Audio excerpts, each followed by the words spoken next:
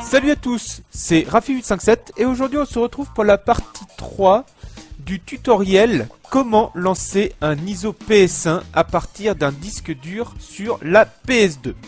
Alors là, les deux parties précédentes, je vous ai montré comment lancer donc un jeu PS1 avec une PS2 FAT et un disque dur interne. Et cette fois, je vais vous montrer cela avec un disque dur externe, donc en USB. Ce qui veut dire que les PS2 Slim pourront en bénéficier. Donc en clair, maintenant, tout le monde pourra jouer à ces ISO PS1 sur une PS2, qu'elle soit FAT ou Slim. Alors pour cela, nous avons besoin d'un petit pack. Donc moi je l'ai mis sur ma clé USB.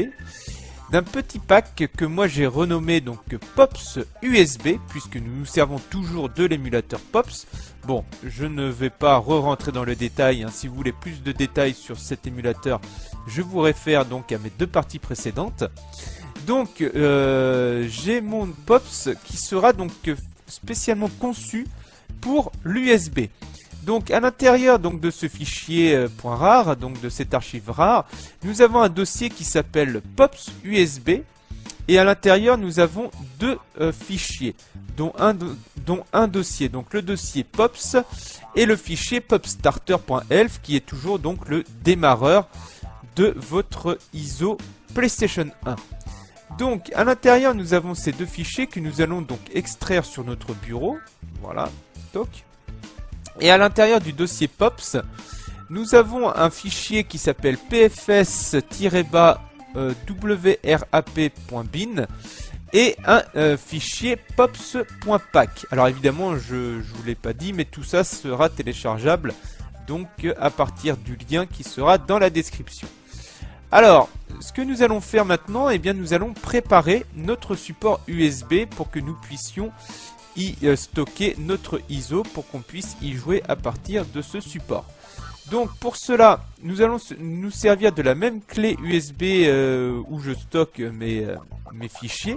À la racine de votre clé USB, eh bien vous allez y mettre le dossier Pops. Voilà, donc là nous sommes à la racine de ma clé USB donc qui s'appelle G. Donc nous allons y mettre notre dossier Pops, pas la peine de supprimer ce qu'il y a déjà dedans, hein. Donc à l'intérieur de notre Pops, nous avons donc ces deux fichiers et nous allons y mettre avec nos VCD. Donc les VCD qui sont donc les ISO qui ont été modifiés pour être lus à partir de la PS2. Donc nous allons nous servir d'un VCD de Croc, et donc à l'intérieur nous avons déjà tout. Donc nous avons ma couverture donc qui sera donc visible avec Open PS2 Loader et nous avons aussi notre croc.vcd ainsi que croc.elf. Voilà, donc j'ai tout préparé à l'avance. Si vous arrivez juste sur cette partie 3 et que vous n'avez jamais vu les deux autres parties, je vous y réfère pour que vous ayez donc tous ces fichiers en main. Et maintenant, nous allons y glisser notre croc.vcd dans le même dossier où se trouve donc pfs-wrap.bin et pops.pack. Donc c'est parti, je l'y glisse. Donc ça copie, hein, quand ça voudra bien commencer. Voilà, donc c'est parti. Donc on copie tranquillement.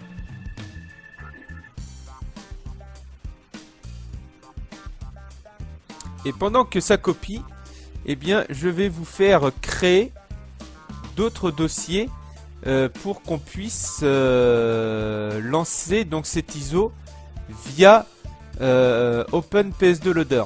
Donc, nous allons créer donc toujours à la racine un dossier qui s'appelle Elf. Voilà, un dossier .elf où nous y stockerons donc tous nos elfes de jeux PS1. Alors, quand nous voulons démarrer le jeu à partir d'un support USB, eh bien il faut renommer notre elf. Alors là, vous voyez là ce que j'ai fait. J'ai pris le popstarter.elf que nous avions donc extrait sur notre bureau. Je vais le mettre dans le dossier elf de notre clé USB. Voilà. Et nous allons le renommer, ce elf de la clé USB, en... Alors, le nom de notre jeu, il s'appelle croc.vcd. Et bien, pour qu'il puisse démarrer à partir de l'USB, il faut le nommer XX, donc en majuscule, .croc.elf. Voilà, tout simplement. Donc, il ne faut pas le laisser en tant que croc.elf, sinon ça ne démarrera pas donc notre jeu qui sera stocké sur l'USB. Voilà, donc ça c'est parfait. Et nous allons aussi créer un dossier qui va s'appeler art. En fait, ça sera donc pour y stocker nos coves, hein, nos couvertures, nos jaquettes de jeux PS1 à partir d'OPL. Donc art, ça c'est pour OPL. Après, vous n'êtes pas obligé de démarrer votre jeu à partir d'OPL, vous pouvez très bien le démarrer à partir de YouLaunchElf. Et donc là, vous voyez, j'avais créé déjà donc ma cove, et là c'est la même chose, il faudra la renommer en xx.croc.elf. Voilà, que nous allons y glisser dans le dossier art. Voilà. Donc ça, c'est bon. Donc là, on peut remarquer que nous avons donc notre pops avec notre croc.vcd. Impeccable. Nous avons notre dossier art avec notre couverture du jeu. Et nous avons notre dossier elf avec notre elf à l'intérieur de croc en x.croc.elf. Maintenant, ce que nous allons faire, nous allons aller du côté de la PS2. Et nous allons copier maintenant le fichier confapps.cfg pour qu'on puisse le configurer sur le PC. Donc YouLaunchElf. Donc ça c'est exactement la même démarche que pour la version disque dur interne, hein, exactement pareil. Donc MC0, voilà. Ensuite on va dans OPL et de là on copie notre confapps.cfg. On le copie, on retourne dans masse, paste. Donc ça après ça sera pour qu'on puisse configurer notre jeu pour qu'il se lance via OPL. Donc là, nous retournons sur le PC. Voilà. Nous rouvrons notre clé USB. Voilà. Et à l'intérieur, nous avons donc notre confapps.cfg. Alors là, comme vous pouvez le remarquer, nous avons que YouLaunchElf égale mc0 .boot/boot/boot.elf. Et bien là, on va rajouter notre jeu.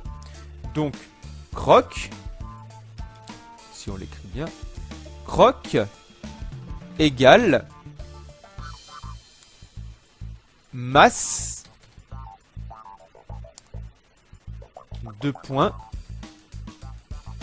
slash elf slash, donc il s'appelle exactement donc on peut retourner hein, donc dans elf et il s'appelle x.croc.elf.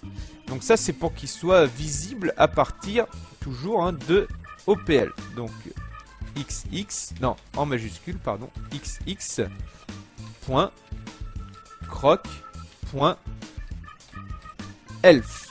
Voilà. Donc là, croc égale masse, donc masse qui veut dire la clé USB, enfin USB, c'est masse.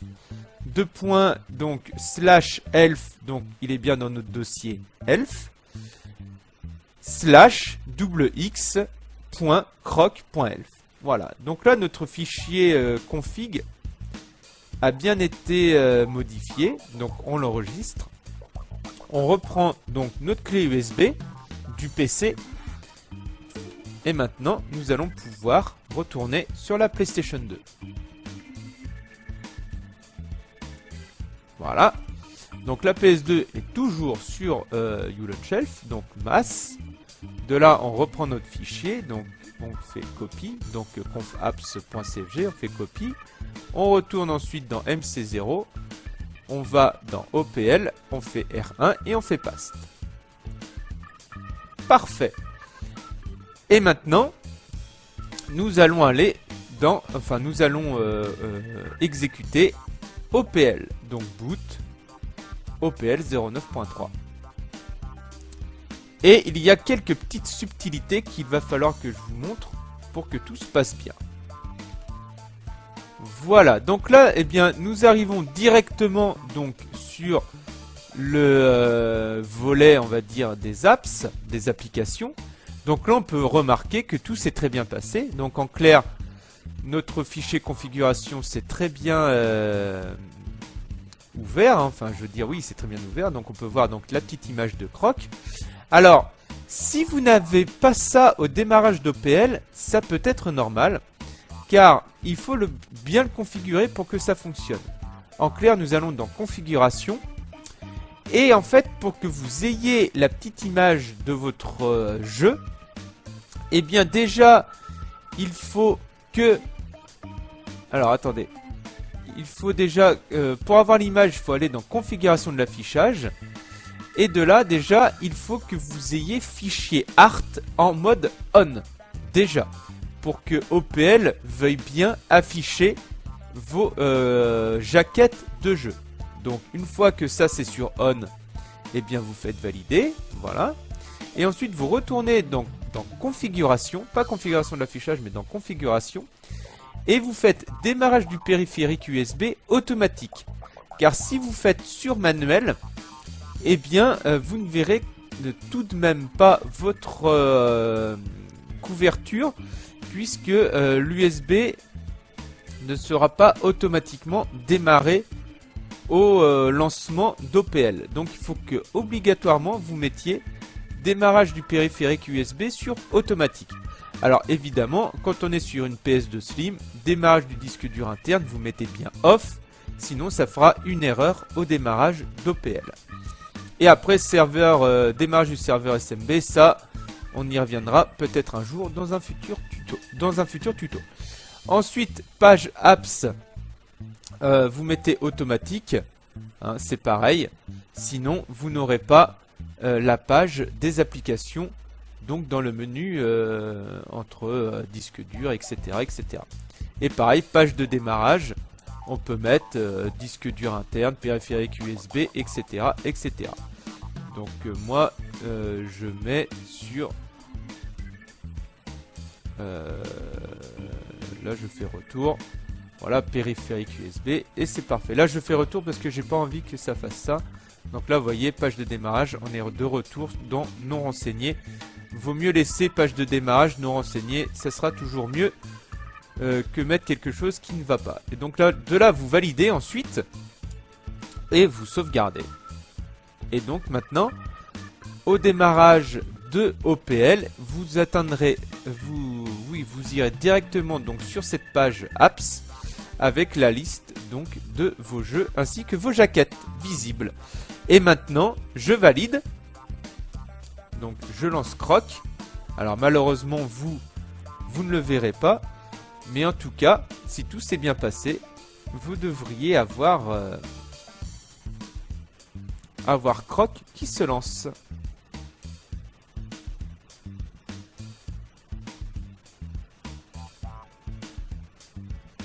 Et voilà, et moi je me rends compte que Croc s'est très très bien lancé donc sur ma télé.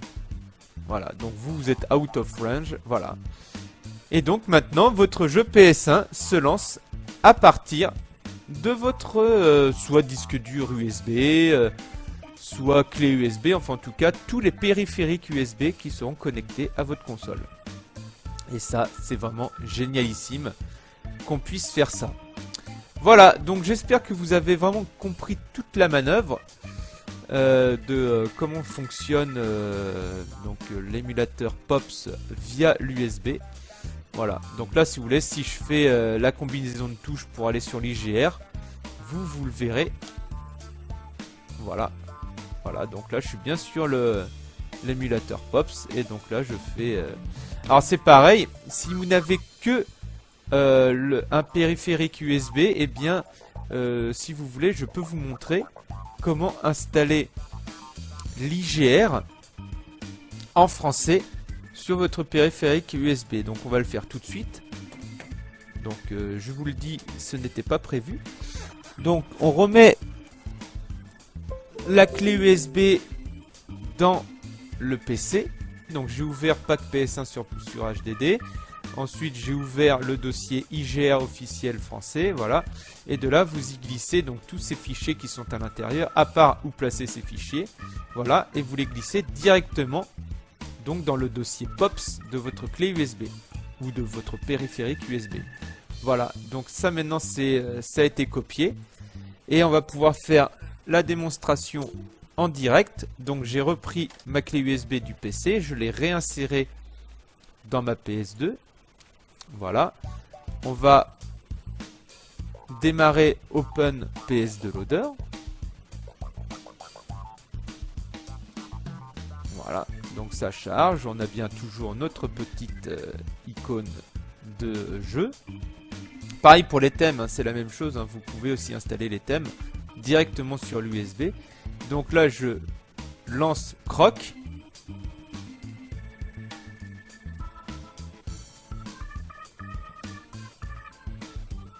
Donc on attend un petit peu.